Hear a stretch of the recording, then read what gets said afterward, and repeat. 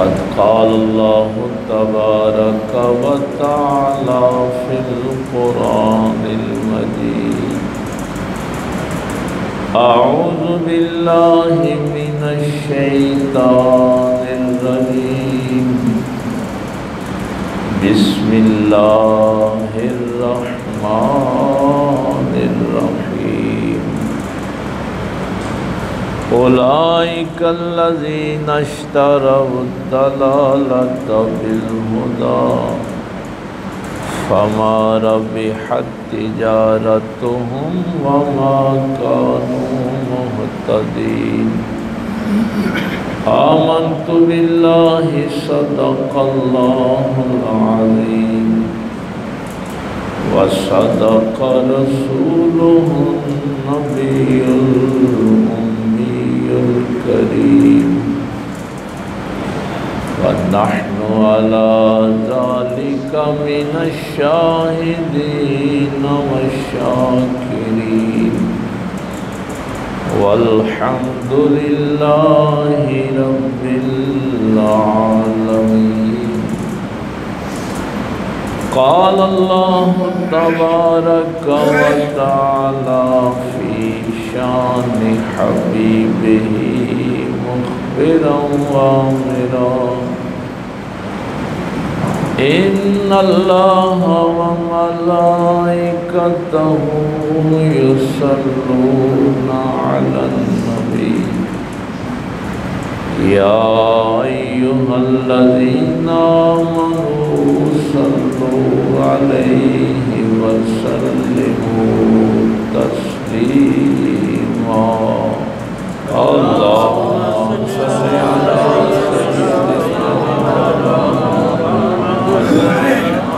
وعلى آل سيدنا مولانا محمد وبارك وسلم اللهم صل على سيدنا مولانا محمد وعلى آل سيدنا مولانا محمد وبارك وسلم اللهم صل على سيدنا مولانا محمد وعلى آل سيدنا مولانا محمد وبارك وسلم اللہ رب العزت کی حمد و ثنا کے بعد جو اپنی ذات کے اعتبار سے بھی یکتا ہے اور صفات کے اعتبار سے بھی یکتا ہے، اللہ کا کوئی شریک نہیں، وہی اس کائنات کا خالق اور معبود برحق ہے۔ اسی نے انسان کو اشرف المخلوقات بنایا اور ہم سب نے پلٹ کر اسی اللہ کے حضور پیش کیا۔ بے حد و بے انتہا درود و سلام امام الانبیاء حبیب کبریاء شفیع المذنبین رحمت للعالمین تاجدار سلطنت دنیا و دین آمنہ کے لال باعث تخلیق کائنات احمد مجتبیٰ محمد مصطفیٰ صلی اللہ علیہ وآلہ وسلم کی ذات اقدس پر کہ جن کے صدقے اللہ نے ہمیں ایمان کی دولت سے مالا مال فرمایا۔ نہایت ہی واجب الاحترام معزز سامعین، بزرگ و دوست و عزیز بھائیوں، ہماری گفتگو اس آیہ مبارکہ کے حوالے سے چل رہی ہے کہ اللہ تعالیٰ فرماتا ہے کہ جن لوگوں نے ہدایت کے بدلے گمراہی خریدی، ان کی تجارت نے ان کو کوئی نفع نہیں دیا، وہ گھاٹے میں رہے، خسارے میں رہے، اور ان کا سب سے بڑا نقصان یہ ہوا کہ ان کو ہدایت نہیں ملی، ہدایت سے دور ہو گئے۔ تو یہ ہمارا موضوع چل رہا ہے پچھلے جمعے ہم نے آخری جملہ جو اس کے حوالے سے کہا تھا کہ انسان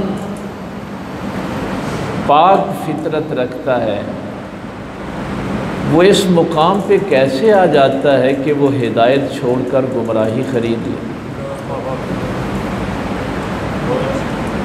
انسان جو ہے اس کے متعلق جو پہلا پرسیپشن ہے وہ یہ ہے کہ یہ پاک فطرت رکھتا ہے۔ تو ہم نے یہ ایک جملہ آپ سے کہا تھا کہ اس کی وجہ یہ ہے کہ ہم ساری زندگی اللہ کو معلوم کرتے رہے، اللہ کو قبول نہیں کیا۔ اگر انسان اللہ کو قبول کر لے تو وہ کبھی بھی ہدایت چھوڑ کر گمراہی کے راستے پہ نہیں چلتا، گمراہی کا سودا نہیں کرتا۔ یہ جو بار بار اصرار ہوتا ہے کہ اللہ کو قبول کر لو، توحید خداوندی کی بات ہوتی ہے، اللہ کے علاوہ کوئی عبادت کے لائق نہیں۔ یہ قرآن بھی بار بار اسی پہ بات کرتا ہے نا، تو اس سے اللہ کو کیا فائدہ ہے؟ اگر آپ اللہ کو قبول کر لیں گے، اللہ کی بندگی میں آ جائیں گے، تو اس کا اللہ کو کیا فائدہ ہے؟ اللہ تو بے نیاز ذات ہے، وہ تو کسی کا محتاج نہیں ہے۔ بھائی اللہ کو کسی کی احتیاج نہیں ہے، وہ غنی ہے، صمد ہے، بے نیاز ہے۔ بلکہ میرے پاک پیغمبر صلی اللہ علیہ وسلم نے جو اس کی وضاحت فرمائی کہ ساری دنیا بھی اگر اس کے سامنے سجدہ ریز ہو جائے، اس کی ربوبیت کو، اس کی الوہیت کو قبول کر لے، تو اس کی شان میں کوئی اضافہ نہیں ہوتا۔ آپ یہ نہ سمجھیں کہ شاید ہم اللہ کو سجدے کریں گے تو اس کی عزت میں کوئی اضافہ ہو جائے گا، اس کی شان میں کوئی اضافہ نہیں ہوتا۔ اور اگر ساری کائنات اس اللہ کو سجدہ کرنا چھوڑ دے تو اس کی شان میں کوئی کمی واقعہ نہیں ہوتی، وہ تو ایسا بے نیاز ہے۔ تو پھر یہ اصرار کیوں ہے بار بار کہ اس اللہ کو قبول کر لو، اس کی بندگی میں آ جاؤ، اس کو اپنا الہ مان لو؟ یہ اس کی محبت ہے، اس کا پیار ہے، اس کی رحمت ہے بندے کے ساتھ کہ اگر تو اللہ کو قبول کر لے گا تو جیسے وہ بلند ہے وہ تجھے بھی بلند کر دے گا۔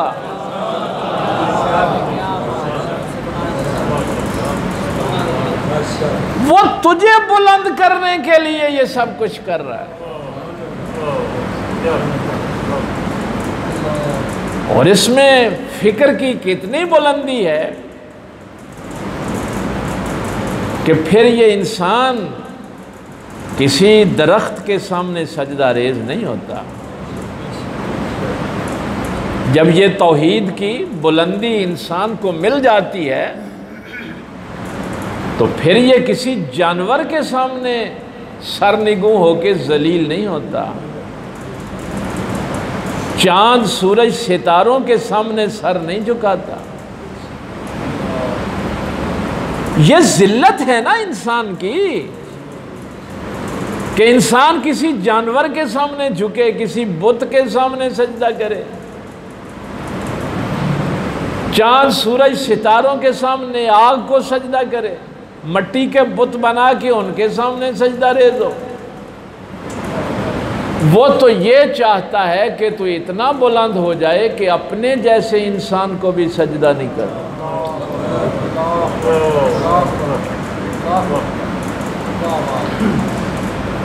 اپنے جیسے بھی کسی انسان کو سجدہ نہیں کرتا، اتنا بلند ہو جا۔ اب وہ انسان جس کو یہ بلندی نصیب ہو جاتی ہے وہ دولت کے سامنے جھکے گا؟ وہ شہرت کے سامنے سجدہ ریز ہوگا، وہ خواہشوں کو اپنا معبود بنائے گا۔ یہ جملہ میرا ہر جمعے رہ جاتا ہے، نہیں، جب آپ اللہ کو قبول کر لیتے ہیں پھر اللہ آپ کو اتنا بلند کر دیتا ہے کہ سرداد نداد دست در دست جنت حقا کہ بنا لا الہ۔ یہ خواجہ غریب نواز تمہیں کلمے کا مطلب سمجھا رہے ہیں۔ بھائی یہ چونکہ لیسا کمثلہ ہی شیء، لیکن سمجھانے کے لیے ہر ماں باپ کی خواہش ہے کہ اس کی اولاد سرفراز ہو، بلند ہو۔ وہ تو لم یلد ولم یولد ہے نا، اس لیے اس کی تو کسی سے رشتہ داری نہیں ہے، اس لیے وہ چاہتا ہے کہ سارے انسان ہی بلند ہو جائیں۔ وہ تم سب کو بلند کرنا چاہتا ہے۔ تو وہ پچھلے جملے اگر آپ کے ذہن میں ہوں، پچھلے جمعے والے،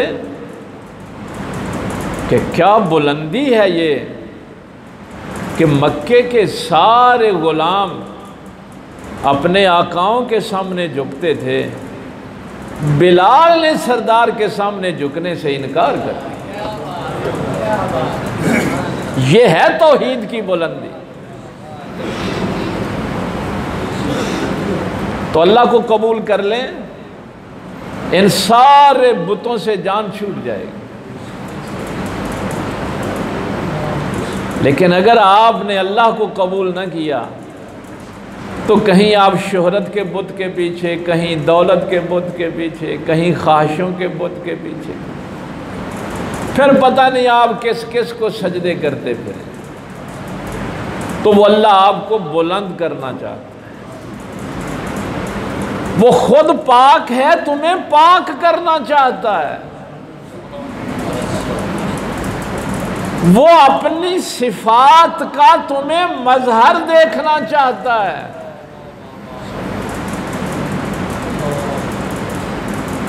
یہ بلندیاں اللہ تعالیٰ تمہیں عطا کرنا چاہتا ہے۔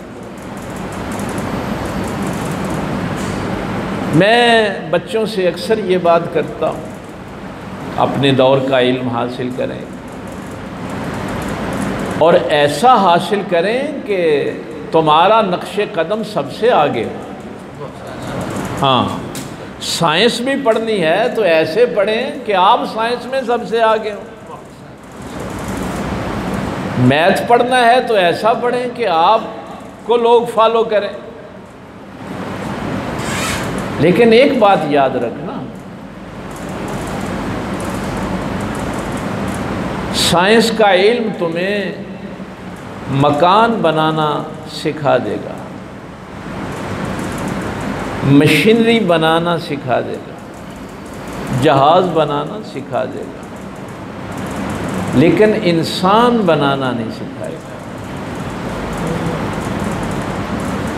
وہ جو انسان کی بلندی ہے وہ تمہیں عطا نہیں ہو۔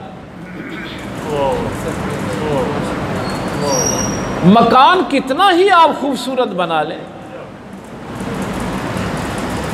ہر قسم کی آسائش اس مکان کے اندر رکھ دیں، سائنس آپ کو سب کچھ بتائے گی، اس میں اے سی لگا لو، یہ سب کچھ کر لو، کارپیٹ یہ بچھاؤ، یہ پتھر لگاؤ، لیکن اس کے اندر جو مکین ہے، اس مکان کے اندر جو مکین ہے، اس کے لیے سائنس کے پاس کچھ نہیں۔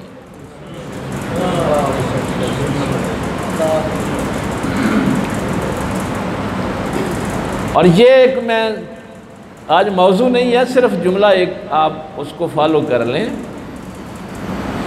اگر آپ کسی انسان کو ویرانے میں بھی بٹھا دیں تو ویرانے کو گلشن بنا دے گا۔ نعرہ تکبیر، نعرہ رسالت، نعرہ حیدری، حضور قبلہ عالم۔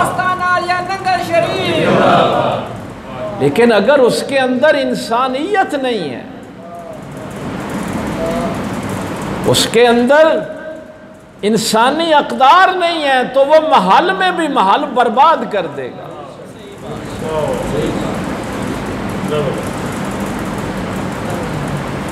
علم وہ حاصل کریں جو آپ کو انسان بنائے۔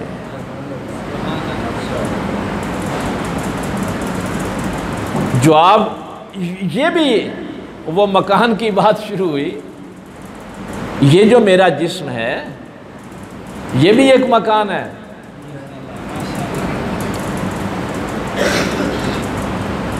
اس کا بھی مکین کوئی اور ہے۔ اس مکان کا مکین جو ہے وہ روح ہے۔ اور بھائی جب روح نکل جاتی ہے تو بدن اور جسم تو پڑا ہوا ہے نا، وہ بے مقصد ہو جاتا ہے۔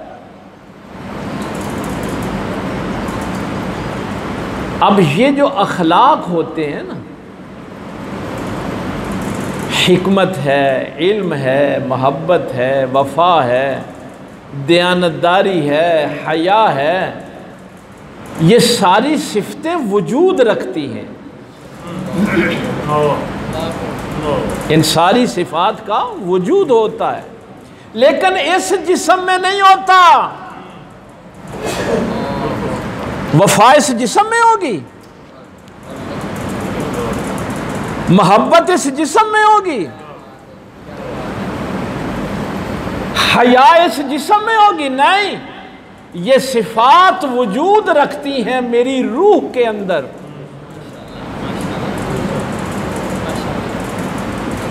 اور جب توحید کا نور اس روح میں داخل ہوتا ہے تو یہ ساری صفات اس کے اندر آ جاتی۔ پچھلے جمعے کا وہ جملہ ذہن میں رکھے کہ میں اپنی زندگی کے سارے مسائل صرف توحید پرست بن کے حل کر سکتا ہوں۔ اگر خدا پیش نظر ہو تو میں ظلم نہیں کر سکتا، خدا پیش نظر ہو تو میں بے حیا نہیں ہو سکتا،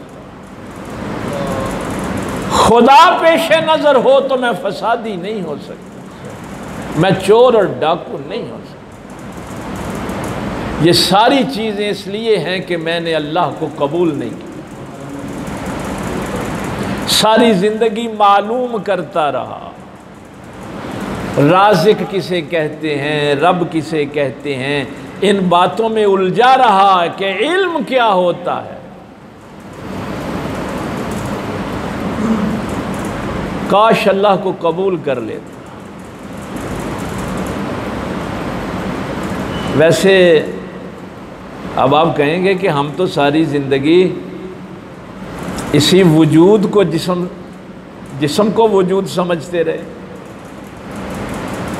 یہ بھی تو مصیبت ہے نا۔ ہم اس جسم کو وجود سمجھتے ہیں۔ وجود کا معنی جسم نہیں ہے۔ جب آپ کہتے ہیں اللہ کا وجود تو اللہ تو جسم سے پاک ہے۔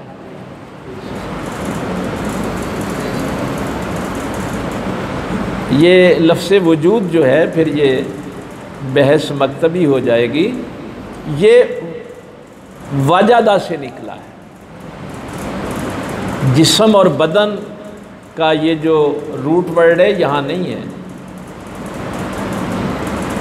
اور وہ جو ایک کلیہ میں نے پہلے بھی کئی دفعہ آپ کو بتایا ہے کہ اگر کسی چیز کو الاشیاء یعرف بازدادہا، اگر آپ نے کسی لفظ کا، کسی چیز کا اصل معنی سمجھنا ہو، معرفت حاصل کرنی ہو، تو اس کی ضد کو دیکھیں۔ اگر آپ روشنی سے واقف ہونا چاہتے ہیں تو اندھیرا آپ کو دیکھنا پڑے گا۔ جب تک آپ ضد کو نہیں دیکھتے نا تو آپ کو اصل معنی کا پتہ نہیں چلتا۔ تو وجود کا جو متضاد ہے نا وہ ہے عدم۔ وجود کا متضاد عدم ہے۔ عدم کا معنی ہے نہ ہونا، اب وجود کا معنی کیا ہوگا؟ ہونا۔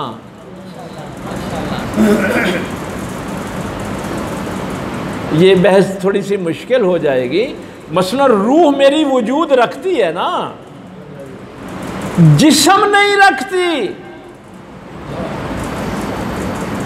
تو میں نے کہا ہے کہ صفات وجود رکھتی ہیں، لیکن ان کا وجود روح کے اندر ہوتا ہے، جسم کے اندر نہیں ہوتا۔ جسم سے ان صفات کا اظہار ہوتا ہے۔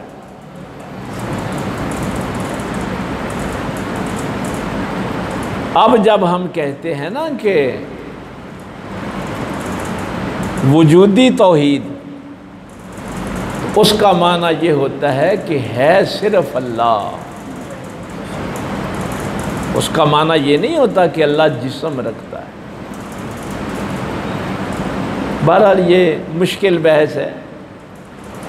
اسی سے پھر آگے وہ فلسفے کی دو بڑی مشہور بحثیں ہیں، وحدت الوجود اور وحدت الشہود۔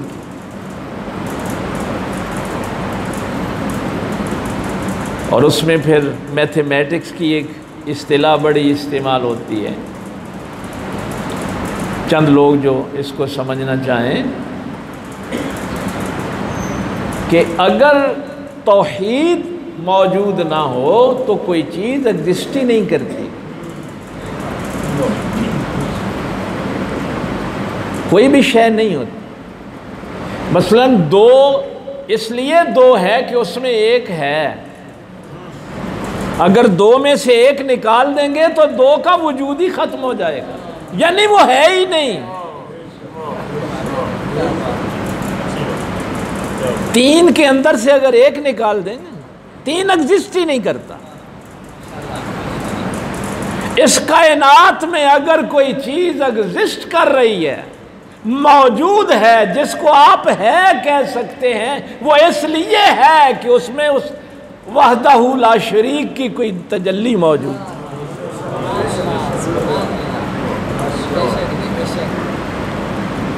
کوئی چیز ایگزسٹ ہی نہیں کرتی توحید کے بغیر۔ لیکن یہ بڑی عجیب بات ہے کہ یہ ایک سب میں ہے، دو میں بھی ہے، تین میں بھی ہے، چار میں بھی ہے، لیکن باقی سب ایک میں نہیں ہے، دو ایک میں نہیں ہے، تین ایک میں نہیں ہے، وہ وحدہ لا شریک ہے۔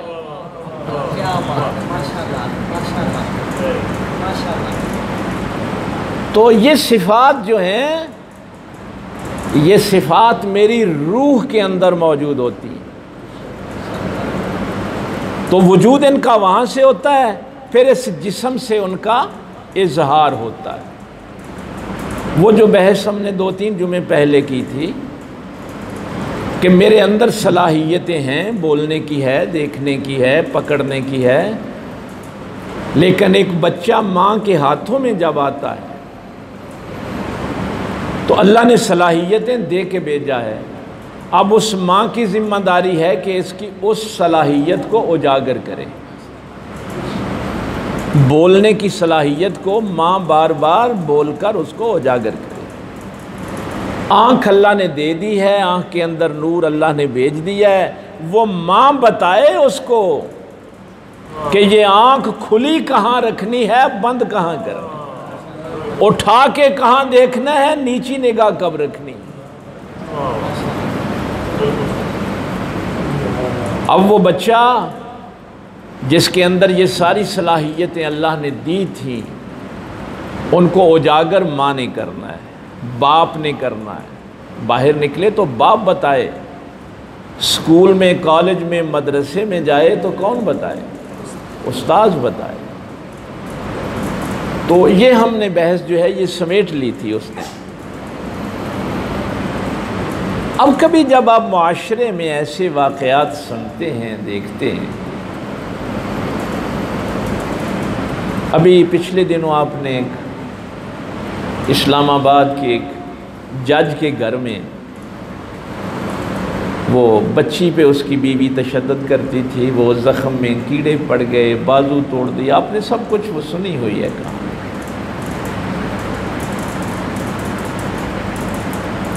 اب آپ کو سمجھ آئی جو میں نے جملہ کہا؟ سائنس پڑھیں، نفسیات پڑھیں، اقتصادیات پڑھیں، لیکن انسان آپ کو اللہ کے پیغمبر نہیں بنانا۔ اب آپ یہ سمجھتے رہے، کہیں میں جملہ بھول نہ جاؤں، آپ کہیں گے کہ جج تو پڑھا لکھا ہوتا ہے، ظاہر ہے اس کی بیگم بھی پڑھی لکھی، وہ استانی بھی ہے، کسی اسکول میں پڑھاتی ہے، ٹیچر ہے، جس نے یہ ظلم کیا ہے۔ تو ایک انسان کیسے یہ ظلم کر لیتا ہے؟ بات تو اسی آیت کے حوالے سے ہو رہی ہے نا، کہ وہ گمراہی کیسے خرید لیتا ہے۔ اس نے اللہ کو قبول نہیں کیا، اللہ کو معلوم کرتے رہے، جج بن گئے، جرنیل بن گئے، آئی جی بن گئے، ڈاکٹر بن گئے، انجینئر بن گئے، پروفیسر بن گئے، لیکن انسان نہ بنے۔ یہ اس معاشرے کی مصیبت ہے اس وقت، چونکہ روح کو صفات کہاں پیدا ہونی ہے؟ روح کے اندر۔ تو یہ اس کا مطلب ہے کہ اس کی ماں نے بھی اسے نہیں بتایا تھا کہ کمزوروں پہ یہ ہاتھ نہیں اٹھانا۔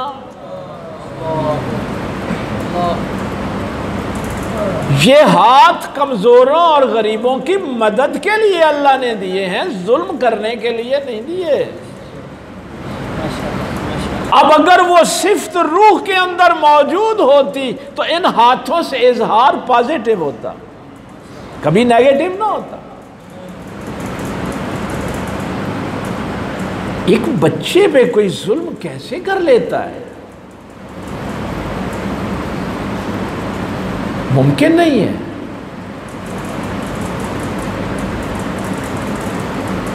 آپ جتنے جی چاہے عہدے حاصل کر لیں، جس جی چاہے منزل پہ پہنچ جائیں، علم خریدا نہیں جاتا۔ کسی کتاب میں یہ نہیں لکھا۔ غریب ہونا کوئی ذلت نہیں ہے۔ ہمارے معاشرے میں یہی بھی ہوتا ہے نا، رشتہ دار غریب ہو تو اس کو رشتہ دار ہی نہیں سمجھتے، گٹھیا سمجھتے ہیں نا۔ اب سوچ کا انداز دیکھیں کہ اس بھائی کو بھائی نہیں ماننا جو غریب ہے۔ غریب ذلیل نہیں ہوتا، بد کردار ذلیل ہوتا ہے۔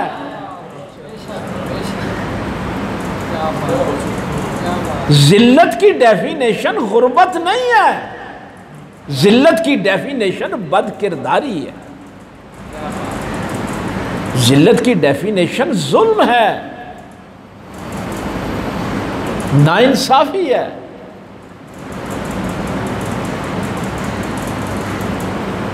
لیکن ہم نے بھی عجیب معاشرہ بنا لیا، بد کردار۔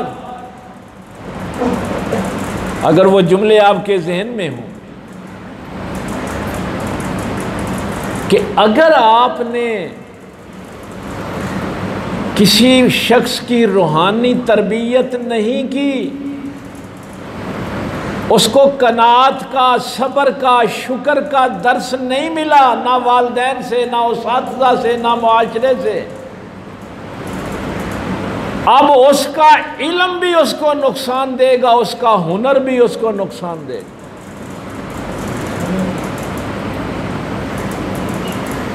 یہ دونوں کتنی بہترین چیزیں ہیں، علم اور ہنر۔ میں نے آپ سے کہا تھا نا کہ ہمارے وہ ایک دانشور تھے، تو وہ ایک چائنی ان سے کہنے لگا کہ دیکھیے ہمارے ہاں کتنا اچھا فلسفہ پڑھایا جاتا ہے، آپ کوئی خیرات مانگنے آئے تو اس کو خیرات دیتے ہیں، آپ نے تو بیکاری پیدا کی ہے۔ ہم کہتے ہیں کہ نہیں، کوئی مانگنے آیا ہے تو اس کو مچھلی نہ دو بلکہ مچھلی پکڑنا سکھاؤ۔ تاکہ وہ خود پکڑ کے اپنی روزی روٹی چلائے۔ کتنی خوبصورت بات اس نے کی کہ ہم بیکاری پیدا نہیں کرتے، ہم لوگوں کو ہنر دیتے ہیں کہ وہ اپنی کمائی خود کریں، اپنا گھر چلائیں۔ اور اس مسلمان نے بھی بڑا کمال کا جواب دیا۔ اس نے کہا ہمارے پاک پیغمبر صلی اللہ علیہ وسلم کے پاس بھی جب وہ غریب آیا تھا تو نبی پاک نے بھی اس کو کلہاڑا اور رسی دی تھی، اس کو بھکاری نہیں بنایا تھا، لیکن پہلے اسے قناعت اور صبر کا درس دیا تھا۔ اگر اس کے اندر قناعت نہ ہوئی تو یہ تو جنگل اجاڑ دے گا، دوسروں کا بھی حق کھا جائے گا، ظالم بن جائے گا۔ ہم ظالم کو ہنر نہیں سکھاتے، صابروں کو ہنر سکھاتے۔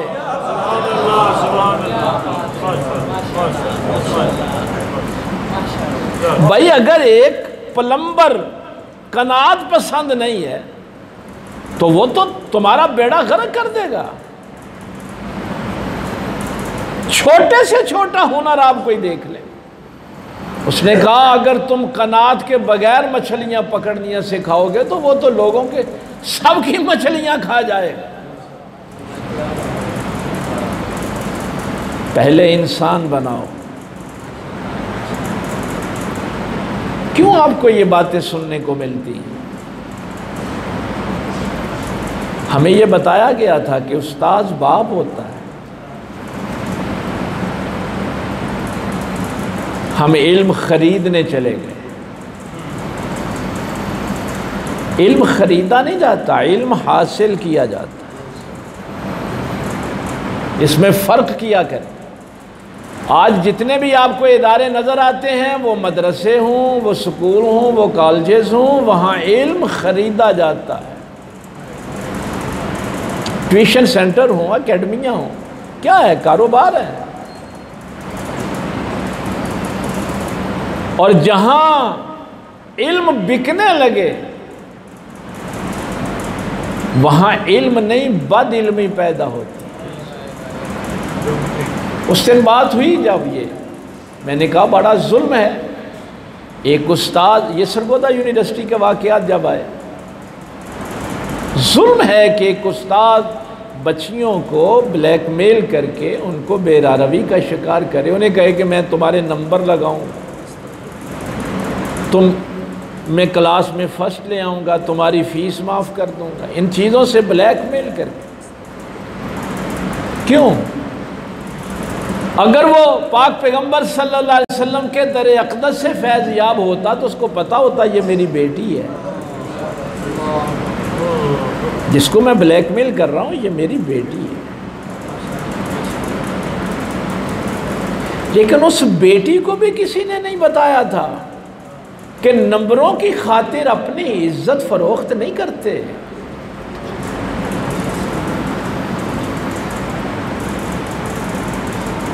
کیا حاصل کرنے کے لیے ہم اپنی عزتیں فروخت کر دیں گے؟ شہرت کے لیے۔ میں نے تو اس پیر سے بھی کہا تھا میری جی یوٹیوب پہ، میری ٹویٹر پہ 10 لاکھ فالوئنگ ہے۔ میں نے کہا اللہ نے قیامت والے دن تجھ سے یہ پوچھنا ہے کہ یہ جو 10 لاکھ تجھے فالو کرتے تھے یہ اللہ کو بھی کرتے تھے یا نہیں کرتے؟ دوڑ لگ گئی ہے مولویوں پیروں کی بھی، ویورشپ کتنی ہے، لائک کتنے، یہ مت خیال کر کے تجھے کتنے لوگ لائک کرتے ہیں، دیکھ تیرا اللہ تجھے لائک کرتا ہے کہ نہیں کرتا۔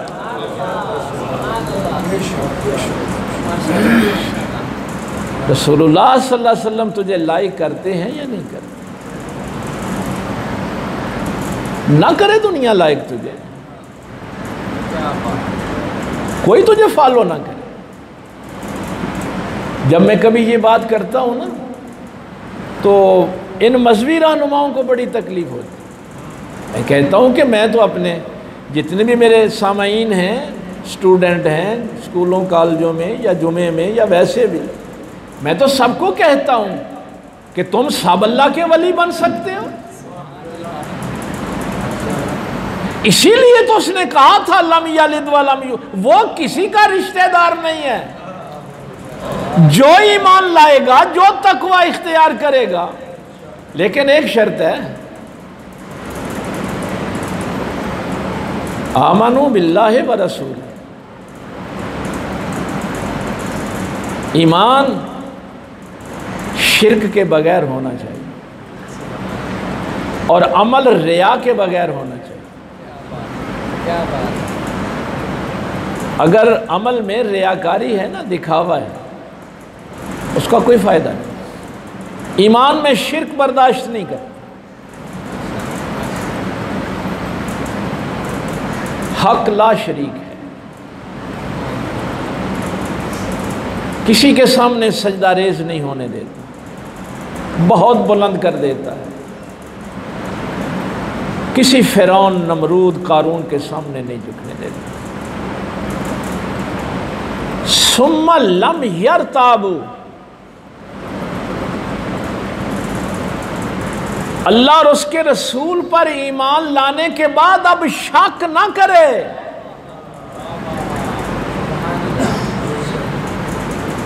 مولا علی سرکار نے کیا فرمایا تھا؟ شک روح کی بیماری ہے اور یقین روح کی تندرستی ہے۔ پھر یقین کرے اپنے اللہ رسول۔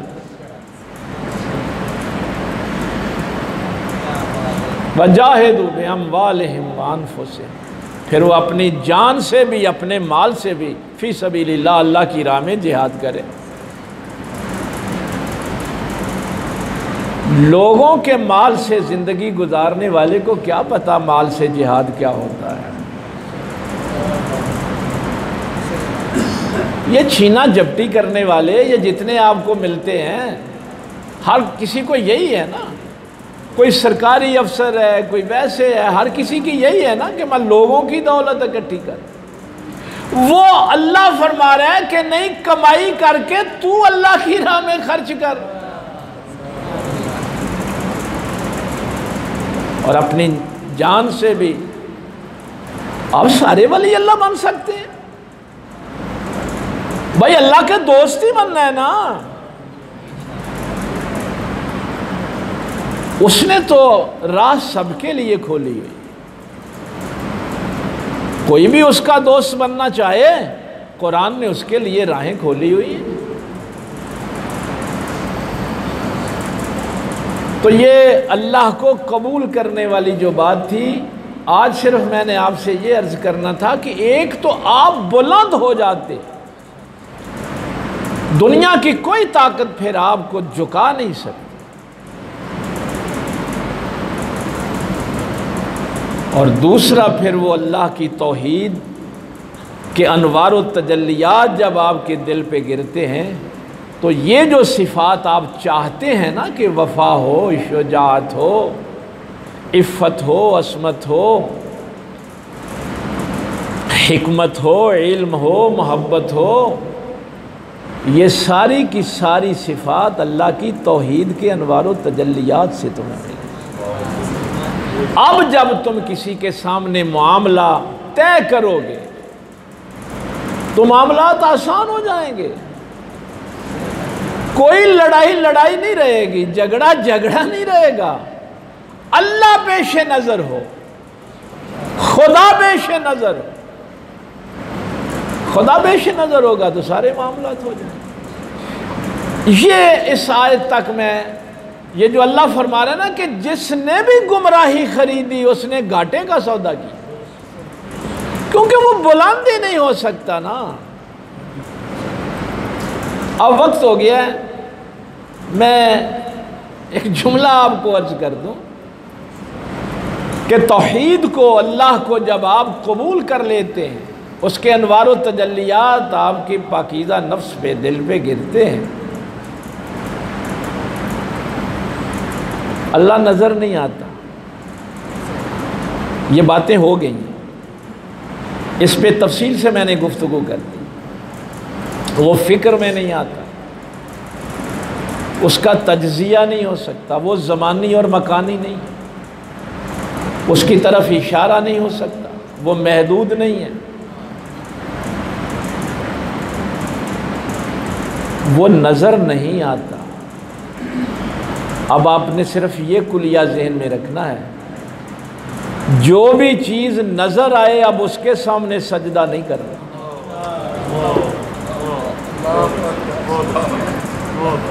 جو نظر آئے نا اس کے سامنے نہیں جھکنا۔ وہ اتنا بلند تمہیں کر دیتا،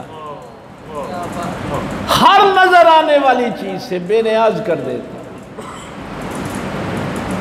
اور آپ ان چیزوں کو حاصل کرنا چاہتے ہیں جو نظر آتی ہیں۔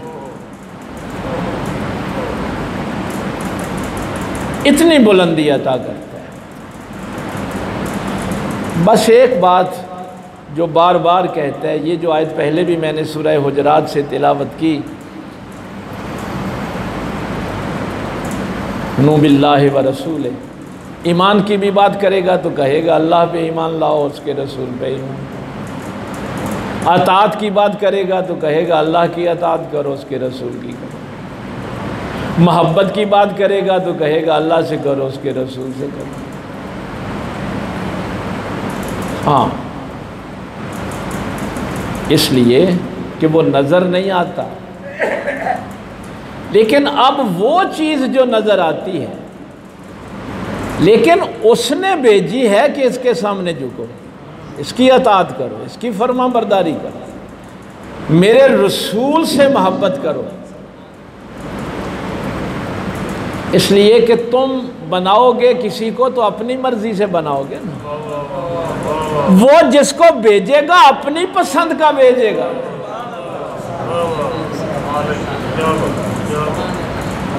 تم کسی کو بادشاہ بنا بھی لوگے تو اپنے جیسا ہی بناؤ گے نا، اور کسی کو لیڈر بناؤ گے تو اپنے جیسا بناؤ گے، جب وہ بنائے گا تو اپنی پسند کا بنائے گا۔ بس یہی کہتا ہے اپنی پسند چھوڑ کے جو میں نے پسند کیا ہے نا، مصطفیٰ، اس کی صفات کے سامنے جھکنے کو کبھی جی چاہے تو تعظیم کے لیے میں نے مصطفیٰ جو دیا ہے۔ نعرہ تکبیر، نعرہ رسالت، نعرہ حیدری۔ کیا اپنی پسند لے کے بیٹھ گئے؟ اس لیے کہ جسے وہ بناتا ہے پھر اپنی صفات کا مظہر بناتا ہے۔ وہ کہتا ہے میری قدرت دیکھنی ہے تو میرے مصطفیٰ میں دیکھ، میری رحمت دیکھنی ہے تو رحمت للعالمین میں دیکھ۔ اس لیے یہ اپنی مرضیاں چھوڑ دے۔ توحید خداوندی کے انوار و تجلیات، بھائی ہم کیوں یہ بات کرتے ہیں؟ اسی لیے کر رہے ہیں کہ قرآن کریم تمہارے اندر کے مکین کو بلند کرنا چاہتا ہے۔ مجھے بتائیں اس دنیا میں،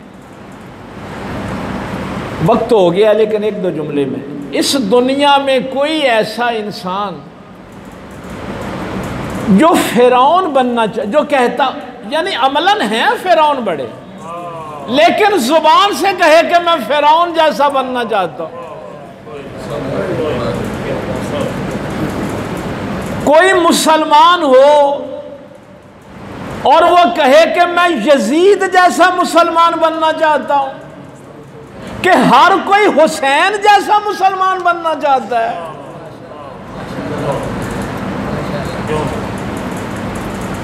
یہ کردار کی کشش ہے۔ کیا اعلیٰ کردار ہے حسین کا کہ دنیا کا ہر مسلمان حسین جیسا مسلمان بننا چاہتا ہے۔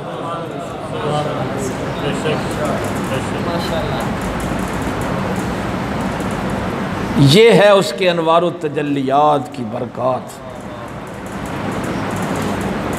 کہ جب اللہ کی توحید دل میں آ جاتی ہے، اس کے انوار و تجلیات روح پر پڑتے ہیں، پھر یہ بلندیاں عطا ہوتی ہیں۔ پھر غریب نواز کو یہ کہنا پڑتا ہے حقا کے بنا لا الہ الا اللہ۔ اس لیے اللہ کو قبول کر لیں، اللہ آپ کو بلند کر دے گا۔ اللہ عمل کی توفیق دے۔ وآخر دعوانا